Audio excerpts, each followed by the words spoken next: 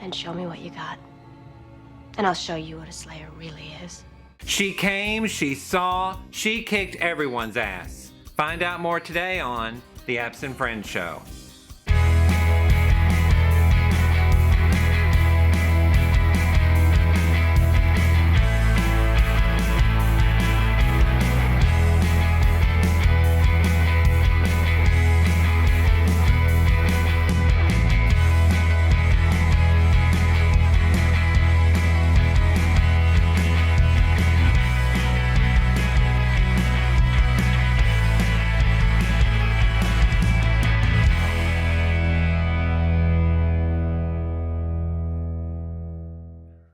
Welcome to the Absent Friend Show.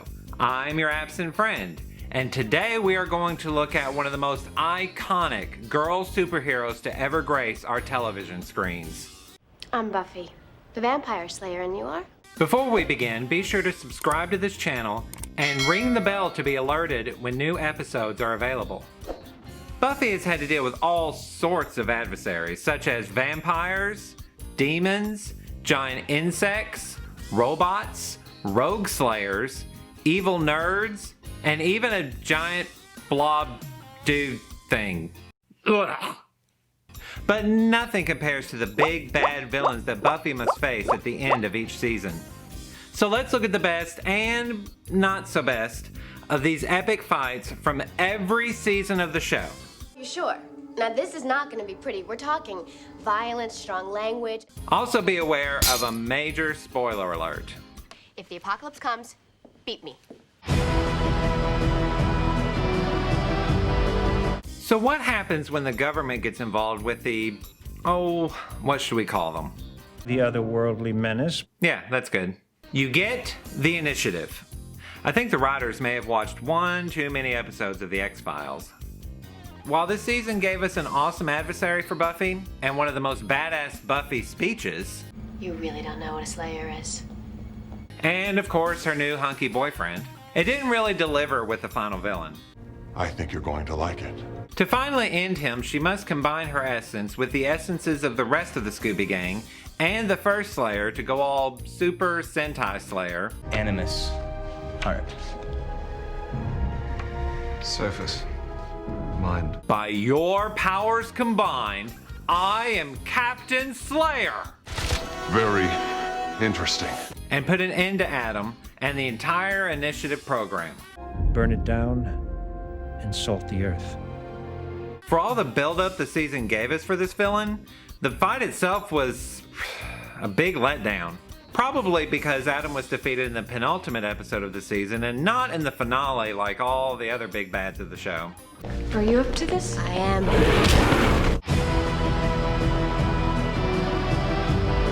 Bring me something young. Ah, the first big bad of the show. He is supposed to be one of the oldest vampires in existence. He was determined to bring back the old ones. And for those of you who have lives and didn't follow the show, the old ones are pure demons who have been banished from the earth. He also lived by the prophecy that he would kill the Slayer and rise from his mystical prison. I must be ready. The Master does fulfill this prophecy, but Buffy has a hard time staying dead. I may be dead, but I'm still pretty. While the fight itself is pretty awesome, it's definitely not as epic as the other fights in the show. You're that amped about hell? Go there.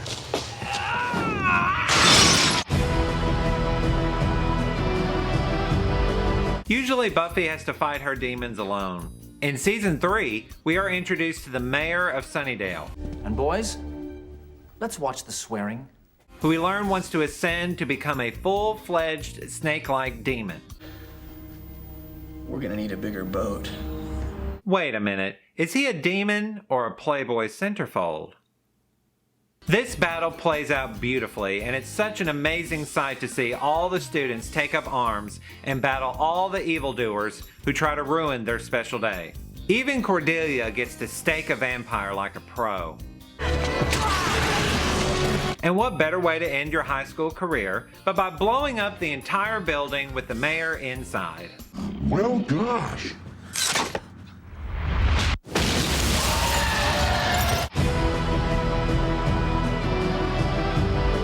This show did not wait long for Buffy's fights to become very personal. Angel was Buffy's first true love, but after her first night of passion with the dreamy vampire, Angel loses his soul and becomes Angelus, probably the most sadistic vampire ever. Sorry, Jenny. This is where you get off. Instead of killing Buffy, he emotionally tortures her for the rest of the season. You were great. Really. I thought you were a pro. How can you say this to me? And when Buffy finally faces her ex-lover, she engages in one of the best fight scenes in the entire show. This fight not only shows that Buffy can take care of herself, Me. but also that she is capable of making very difficult choices to save the world.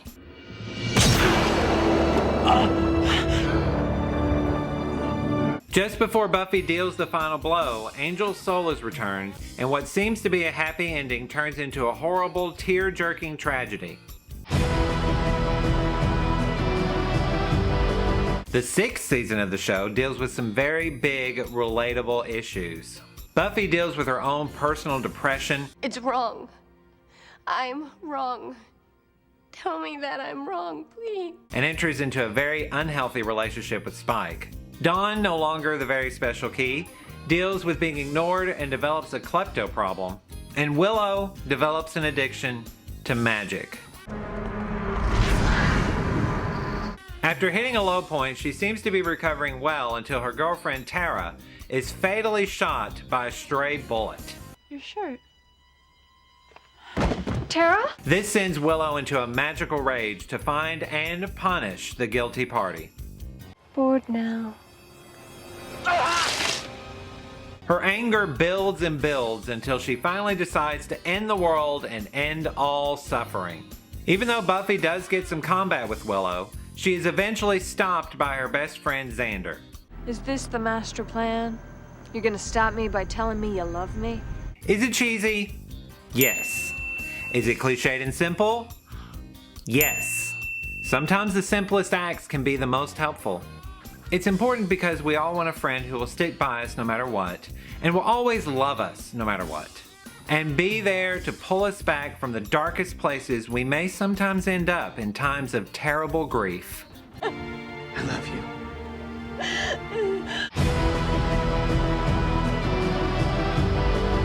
Glory is probably one of the most epic villains that Buffy has ever faced. If I wanted to fight, you could tell by the being dead already. She isn't a vampire, she isn't a demon. She's a god. Banished to Earth from her own hell dimension, she is determined to get back there. But she needs one thing. All I want is the key. The key. My key. The key. The key. The key. The key. The key. My key. And the only thing standing between her and this key is Buffy. Hey, we were just talking about you. Conversation's over, hell bitch. During the final fight of the season, everyone has a role to play and achieves it masterfully. Willow stuns Glory to save Tara. Xander whacks her with a wrecking ball. Anya tries her best to fight off Glory's minions. Spike tries to save Dawn. Giles delivers the coup de grace to Glory/Ben. She's not like us. Us. Oh yeah, Glory is Ben and Ben is Glory. And Buffy becomes a true hero by not only beating Glory to a pulp with a hammer, but also saving her sister and the world by sacrificing herself.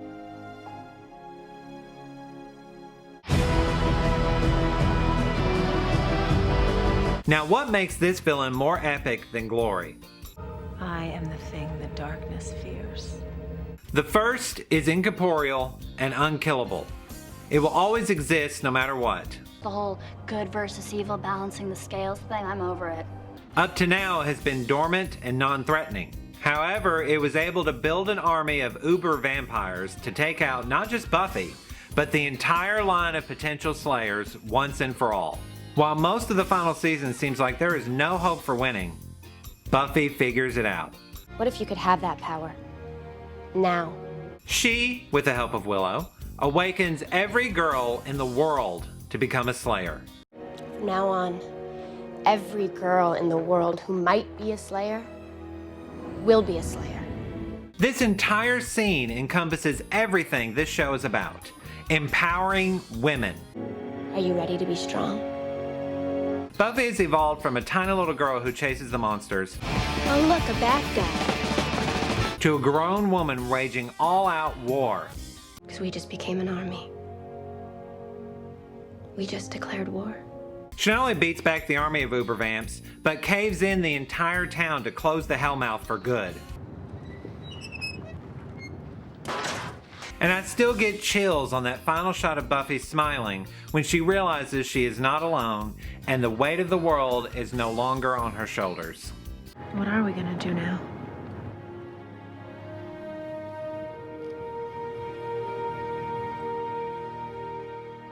Well, that's that. How would you rate the final fights of each season? Leave your input in the comments below. And until next time, I am your absent friend,